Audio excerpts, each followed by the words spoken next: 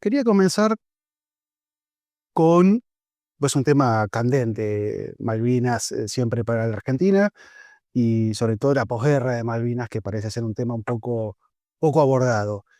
Entonces te quería meter cómo pensar Malvinas y su posguerra y qué lugares comunes hay para pensar esa posguerra. Uno podría decir que hasta el 82, recordemos que la guerra fue entre abril y junio del 82, había una forma de pensar la temática de Malvinas. Recordemos que hay un conflicto, una disputa con Gran Bretaña por la soberanía de las islas. Gran Bretaña las ocupó en 1833 y durante el siglo XX hasta 1982 se construyó lo que podemos llamar la causa nacional de Malvinas, la causa por la recuperación de las islas.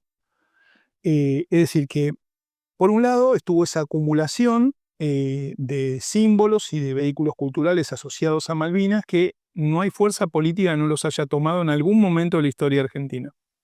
Ahora, en 1982, la dictadura militar, al producir el desembarco en Malvinas, pone un corte, a mi juicio, muy grande a eso. ¿Por qué? Porque después de la guerra, eh, esto viene hasta el presente y va a seguir unos cuantos años más, si hasta el 82 decir Malvinas quería decir una disputa por la soberanía, hoy la lectura automática en relación con Malvinas, si uno dice Malvinas por la calle, es la remisión a la guerra.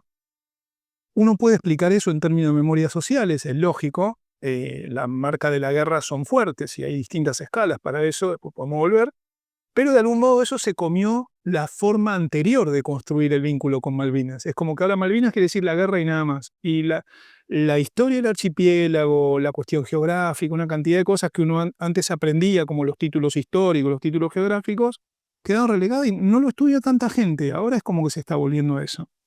Entonces, yo diría que el primer sentido común o lugar común asociado a Malvinas, y estoy dicho con el mayor de los respetos, es su asociación automática a la guerra. Malvinas significa mucho más que una guerra perdida en 1982. Luego está la cuestión de la causa nacional que ennoblece la guerra aunque haya sido una derrota. Esto no es exclusivo de la Argentina, es una forma de construir las versiones sobre las guerras propia de los estados nacionales.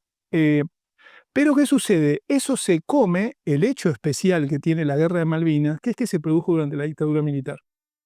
Entonces, de algún modo, cuando se habla de la recuperación transitoria de Malvinas, la guerra contra los británicos, esa causa sagrada permite, a quien le interesa hacerlo, poner en un segundo plano que fue una guerra producida por un gobierno ilegítimo, por unas fuerzas armadas que durante la guerra no dejaron de reprimir a su propio pueblo, eran las mismas fuerzas armadas. Hay una construcción de posguerra que permite hacer la idea de que hubo un ejército, unas fuerzas armadas, porque fue el ejército solo que combatió en Malvinas y otro fue el que reprimió, fueron las mismas fuerzas armadas. Y eso también permite entender por qué la vigencia del tema. Porque cuando está discutiendo sobre la guerra de Malvinas, en realidad termina discutiendo sobre la dictadura militar y sus consecuencias. Yo que soy formado, toda mi escuela en posguerra es así. ¿Mm? No, no, nunca leí un libro, hablamos la otra vez en un capítulo con Mariana Estato, que antes había libros sobre Malvinas, ¿Mm? cuando yo era chico no lo vi eso, no era la guerra, ¿no? Simplemente. Y vos hablabas de eh, estos lugares comunes y desde la historia, las humanidades, las ciencias sociales. ¿Cómo fue estudiado estos 40 y pico de años? Yo creo que actualmente estamos en condiciones de periodizar esos estudios, eh, lo cual en cierta manera es deprimente porque uno termina constatando también que ya es mucho más grande que cuando empecé a investigar de alguna manera.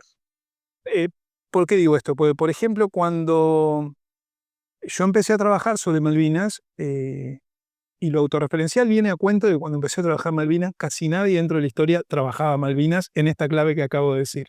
Estamos hablando primeros años de la década del 90. Eh, Trabajar Malvinas en esa época, pensemos lo que era el campo de las ciencias sociales, y me atrevería a decir de la historia en particular, ¿no? Salía de la dictadura, la profesionalización del campo historiográfico, con una cantidad de elementos virtuosos, pero por supuesto, digamos, a costa, entre comillas, de perder de vista ciertos objetivos o temas de investigación. Entonces, uno podría decir que la primera cuestión es que, así como te decía antes, que Malvinas automáticamente remite a la dictadura militar y al contexto en el que se produjo, la lectura que había sobre alguien que trabajara Malvinas en los primeros 90 era un reivindicador de los milicos. Lo estoy forzando, pero hasta ahí no va a ser así, ¿eh? Y a la vez, cuando uno iba a entrevistar, por ejemplo, gente que había combatido en Malvinas, y no estoy hablando de oficiales, estoy hablando de conscriptos, era lo inverso. Bueno, este es otro que nos quiere tirar tierra. ¿Por qué? Porque en los primeros 90 vos tenías que, digamos, la salida de la dictadura estuvo marcada por el hecho de un gran esfuerzo social o de distintos actores sociales por probar la culpabilidad de los militares en los crímenes que se los acusaba. Malvinas, que produjeron los militares y que tuvo a los jóvenes como protagonistas centrales, de algún modo cae en esa discusión social. Entonces, ¿qué pasó? Que si vos, para probar los crímenes de la dictadura, y estoy forzando un argumento, ahora hay mucho más trabajo, pero hay que tratar de ponerlo en los 90, vos tenías que mostrar todo lo malo que habían sido los militares y todo lo inocentes que habían sido sus víctimas. Inocentes quería decir no tener participación política, no estar en las organizaciones armadas, etc. Esa matriz para entender el pasado dictatorial le cayó a los que habían combatido en Malvinas también. Y esto es complejo en términos de experiencia de guerra, porque uno que ha entrevistado una cantidad de soldados conscriptos combatientes de Malvinas sabe que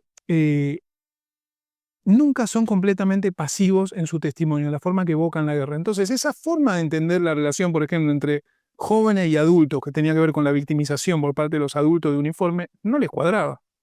Esto fue emblemático en los 80, no solo en los 90. Cuando se hizo la película Los chicos de la guerra, que vale decir, es la primera película en la que se denuncia la dictadura. La primera película que se usa para denunciar a la dictadura es sobre Malvinas, no sobre el terrorismo de Estado. Es del 84.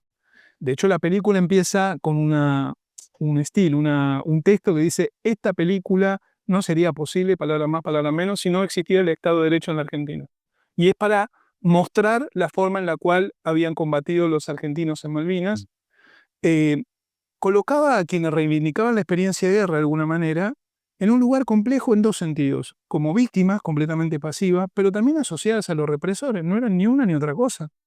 Estoy pensando en los conscriptos. Entonces, por extensión, quien trabajaba sobre eso, o quería ensuciarlos, o estaba haciendo algún movimiento para reivindicar a las Fuerzas Armadas. Ese era el contexto de producción. Eso tardó bastante en cambiar, porque estoy hablando mediados de los 90, primeros años del tercer milenio, dirías, cuando empieza a pensarse de otra manera la experiencia de guerra de Malvinas, concretamente, el contexto político en el que la guerra se produjo. Y así todo es un tema, y terminaría de caracterizar esa etapa de esta manera, que casi nadie tomaba, porque los 70 y los 80 eran el terrorismo de Estado y sus consecuencias. Era muy difícil colar Malvinas en esa dinámica. Malvinas me refiero a la guerra, guerra y posguerra.